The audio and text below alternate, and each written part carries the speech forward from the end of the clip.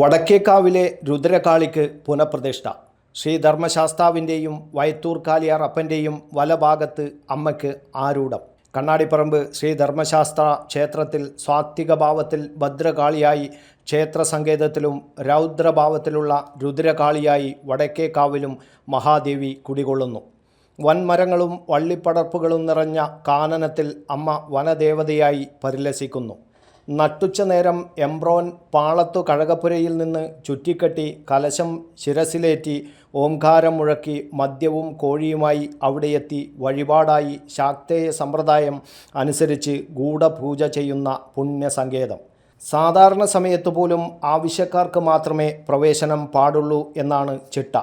കണ്ണാടിപ്പറമ്പ് ധർമ്മശാസ്ത്ര ക്ഷേത്ര മൈതാനത്തോട് ചേർന്നുള്ള പ്രവേശന കവാടത്തിനു സമീപത്ത് നിന്ന് തൊഴുത് ഭണ്ണാര സമർപ്പണം ചെയ്ത് മടങ്ങുന്നതാണ് പതിവ്.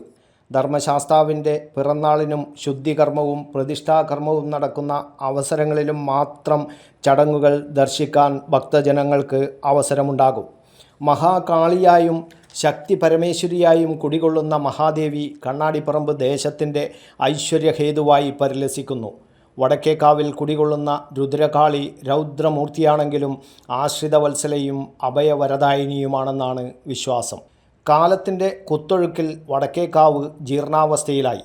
നാട്ടിൽ പല അരിഷ്ടതകളും സംഭവിച്ചു. ദേവിയുടെ ഹിതമറിയാൻ ക്ഷേത്രത്തിൽ പ്രശ്നചിന്ത നടന്നു.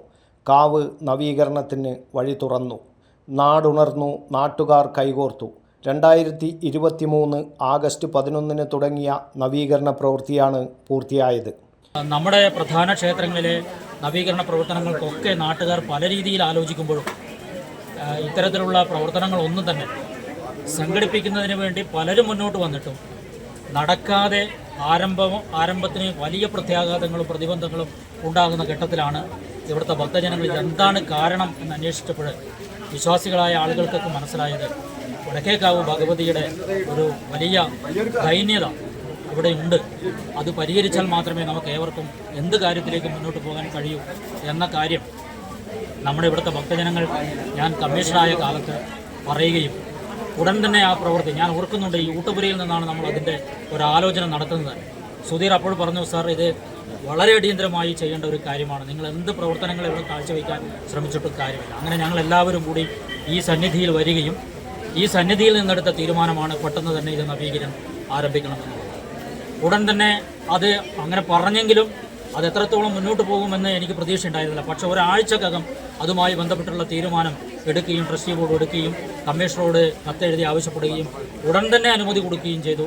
ഞാൻ തന്നെ ഒരു ദിവസം രാവിലെ ഇവിടുത്തെ നവീകരണ പ്രവൃത്തിയുടെ ആരംഭത്തിന് ഇവിടെ വരികയും അന്നേരം ഉൾപ്പെട്ടിട്ടുള്ള ഭക്തജനങ്ങൾ കൈയഴിഞ്ഞ് അവിടെ വെച്ച് തന്നെ വലിയ തോതിലുള്ള സംഭാവനകൾ നൽകുകയും നമ്മളൊരു ചടങ്ങിൽ അത് ഏറ്റുവാങ്ങുകയും ചെയ്തു.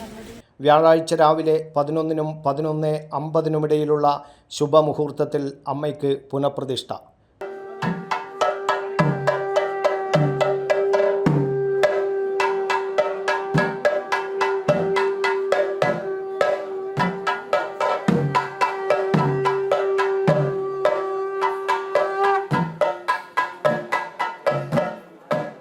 ക്ഷേത്രം തന്ത്രി കരുമാരത്തില്ലത്ത് പരമേശ്വരൻ നമ്പൂതിരിയുടെ കാർമ്മികത്വത്തിലാണ് പ്രതിഷ്ഠാകർമ്മം നടന്നത്. വാദ്യഘോഷങ്ങളുടെ അകമ്പടിയോടെ ബാലാലയത്തിൽ നിന്ന് അമ്മയെ ശ്രീകോവിലിലേക്ക് എഴുന്നള്ളിച്ചു. ശിലയിലാണ് അമ്മ കുടികൊള്ളുന്നത്. 3 തവണ കലശം ആടി. തുടർന്ന് പുഷ്പാഞ്ജലിയും നടന്നു. പ്രതിഷ്ഠാ ചടങ്ങുകൾക്ക് ശേഷം രൗദ്രമൂർത്തിക്ക് ഗുരുതി തർപ്പണം നടത്തി.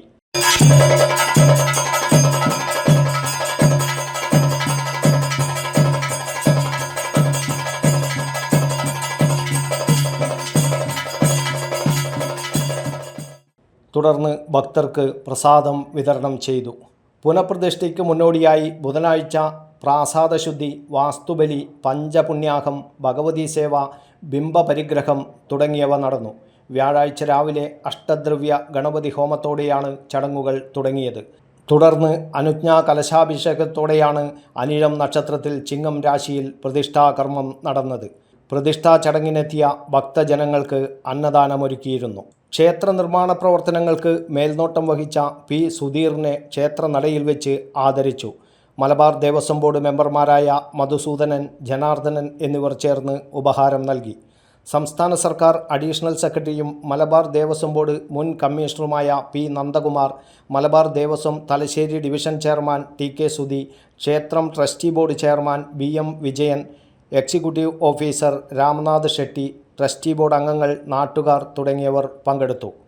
News bureau, Kannur media. ആഴമേറിയ ബന്ധങ്ങൾ ആരിലും തോന്നും ആരാധന.